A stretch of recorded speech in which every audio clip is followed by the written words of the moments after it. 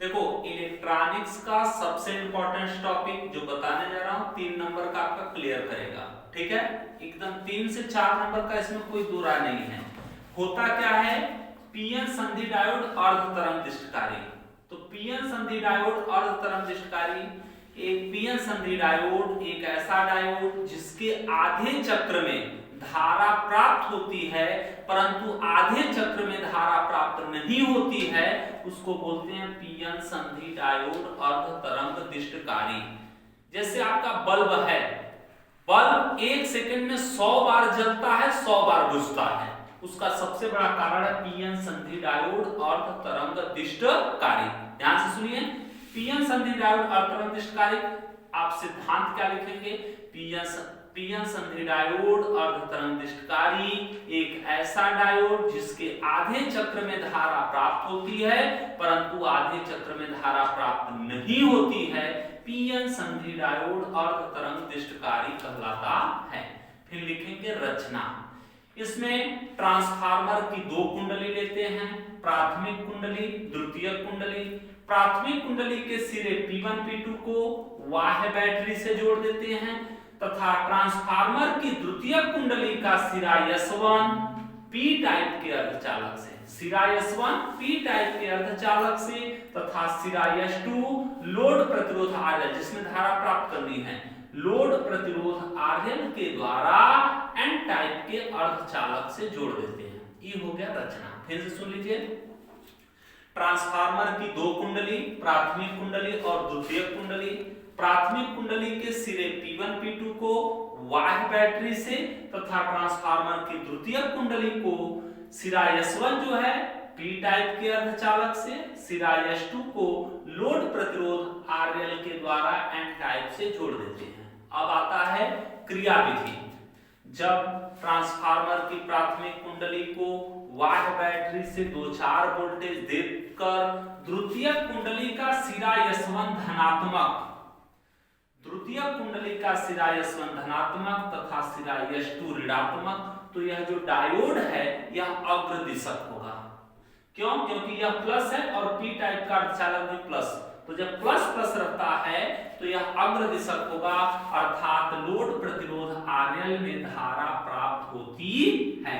परंतु दूसरे आधे चक्र में जब द्वितीयक कुंडली का सिरा S1 ऋणात्मक तथा सिरा S2 धनात्मक होगा तो यह पश्च दिशिक हो जाएगा अर्थात लोड प्रतिरोध RL में धारा प्राप्त नहीं होगी। तो इस प्रकार हम कह सकते हैं कि हमको आधे चक्र में धारा मिली और आधे चक्र में धारा नहीं मिली, अतः यह एक अर्ध तरंग दृष्टकारी होता है। हमने यह निवेशी किया, अल्टरनेटिव करंट जा रहा था, जो हमारा निर्गत होगा एक बार मिलेगा, नीचे वाला नहीं मिलेगा, फिर मिलेगा नहीं मिलेगा, मतलब रुक रुक के धारा प्राप्त होती है। अब बात आता है पीएन संधि डायोड पूर्ण तरंग दृष्टकारी। पीएन संधि डायोड पूर्ण तरंग दृष्टकारी, जैसे आपका अर्ध तरंग दृष्टकारी था ठीक वही चीज रहेगा, बस इसमें थोड़ा सा परिवर्तन। क्या परिवर्तन? ध्यान से सुनिएगा। इसमें पीएन संधि डायोड पूर्ण तरंग दृष्टकारी एक ऐसा दृष्टकारी जिसके दोनों अर्ध चक्रों में धारा मिले।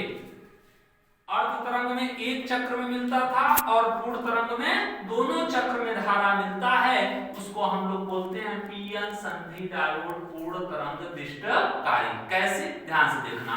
पहले आप बोलेंगे सिद्धांत, तो आप बोलेंगे पीएन संधि डायोड पूर्ण तरंग दृष्टकारी एक ऐसा दृष्टकारी जिसके दोनों अर्ध चक्रों में धारा प्राप्त होती है, उसको बोलते हैं पीएन संधि डायोड पूर्ण तरंग दृष्टकारी। रचना, पहला काम वही बोलेंगे।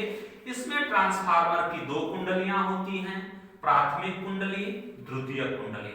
प्राथमिक कुंडली का सिरा P1 P2 बाह्य बैटरी से तथा द्वितीयक कुंडली का सिरा S1 डायोड D1 के P टाइप से तथा सिरा S2 डायोड D2 के P टाइप से जोड़ दिया जाता है तथा परस्पर n सिरों को जोड़कर इनके बीच में लोड प्रतिरोध RL लगा दिया जाता है। फिर से सुन लीजिए, ट्रांसफार्मर की 2 कुंडलियां, प्राथमिक कुंडली के सिरे P1 P2 को बाह्य बैटरी से, द्वितीयक कुंडली के सिरे S1 को डायोड D1 के P टाइप से, सिरा S2 को डायोड D2 के P टाइप के अर्धचालक से जोड़ देते हैं तथा परस्पर n सिरों को जोड़कर इनके बीच में लोड प्रतिरोध RL लगा देते हैं।